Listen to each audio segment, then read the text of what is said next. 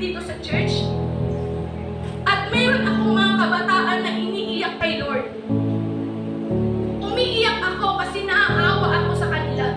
Dahil alam niyo po mga magulang na nandito ngayon, o kahit sa mga magulang na makakapanood po ng video na to, kapag ang mag-asawa po ay naghiwalay, hindi po ang unang maapektuhan ikaw na tatay o ikaw na nanay. Ang unang pong masasaktan at ang unang maapektuhan at ang unang masisira ang buhay ay yung buhay ng inyong mga anak.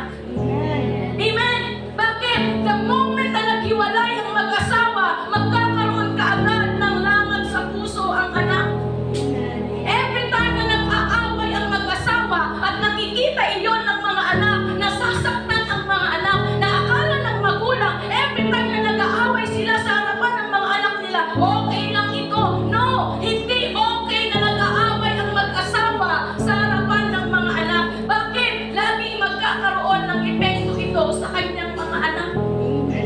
Amen?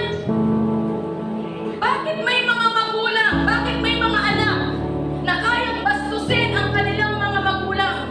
Bakit may mga anak na kayang bastusin ang kanilang mga anak? Dahil yung tatay, binabastos niya yung nanay sa harapan ng anak. Bakit may mga anak na kayang bastusin ang tatay sa harapan ng magulang ng ibang tao? Dahil yung tatay nagagawa ng bastusin yung asawa niya sa harapan ng mga tao.